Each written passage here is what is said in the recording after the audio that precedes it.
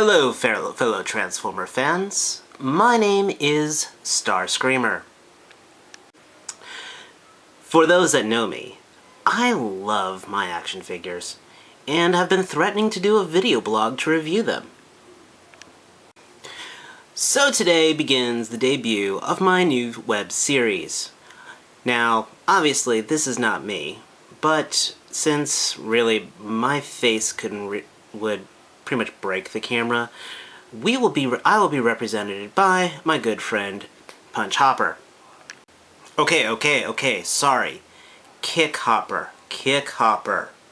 One of the best figures done by SH Figuarts, mind you, and I will not offend, I promise. Okay, now that that's over, let's begin with the first figure we're going to review. So this week's, hopefully weekly, our first figure is going to be Robots in Disguise Transformers Prime Cliffjumper. Now when you first purchase this guy, he comes in this awesome muscle car.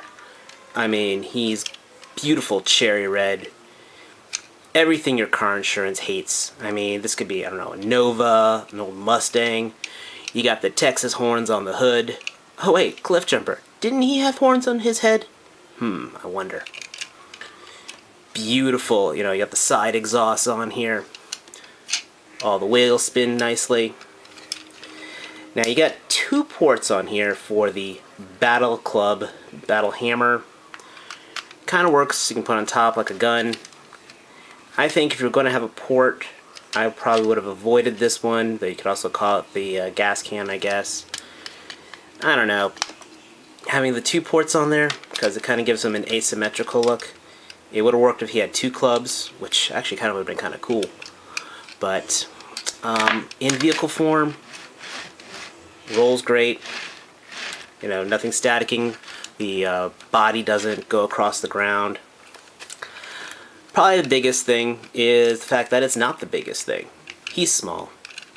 Now we all know, first editions, we're not even going to go into that angst. Well... Meanwhile, I like this car. It's a good car. It's fun. He drives. It's got testosterone.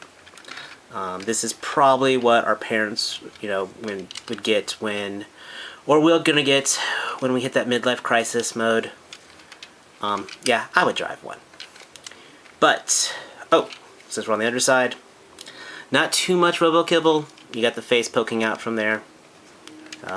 As you can see, his horns are here, so these do not become a head pop-up. But that being said, small car, he's good.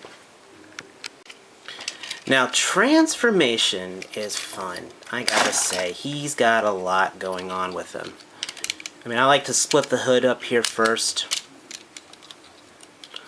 This gives a great head reveal, because when you pop the shoulders up, they got the gears, so that stretches out. Legs, you gotta kind of get the flap up here.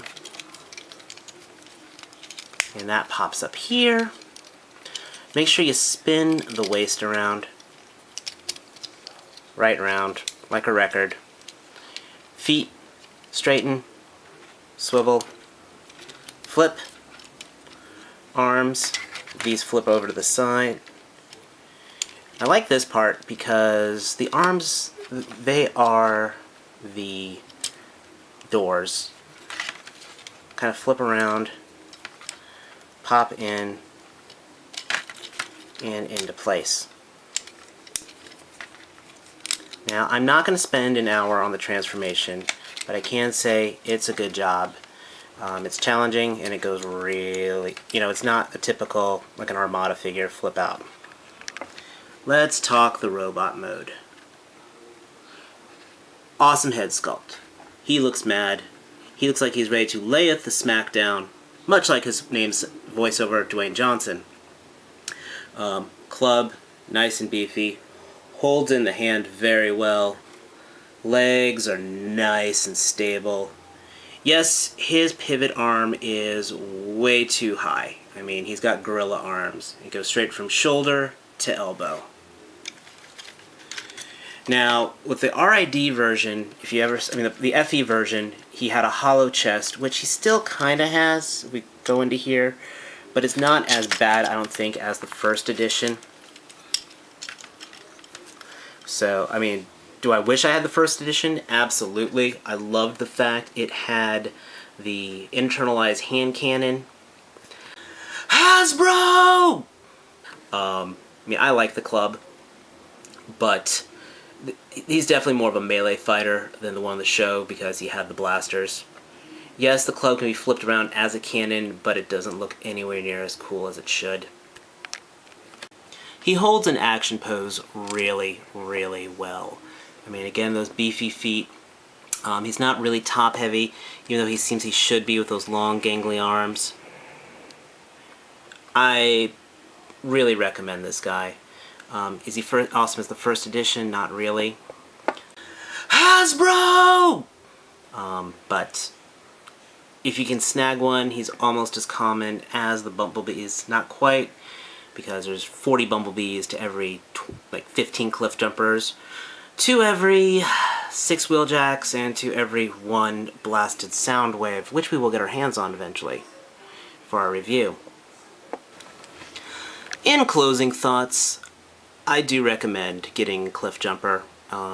Excellent for the collection. Represents the toy line very well. I mean, if you don't have first edition, you're going to be paying forever for it again anyway. Retailers! On behalf of myself and Kickhopper, we say thank you for enjoying our first review. And if you have any recommendations or suggestions for figures for review, please email us, put us in the comments, or just somehow let us know. We'll take smoke signals, I don't care. We have a vast arsenal of figures that we can be reviewing from almost every line, from Robots in Disguise to Armada, G1, Energon, a few classics, you name it, we got a little sample of something. And don't worry, Kickhopper's not alone. We've got a few of his friends here as well, so we can gladly review some of them as well, if you're into figure arts. Yes, thumbs up for figure arts. So, please, sub up, email. We look forward to hearing from you later.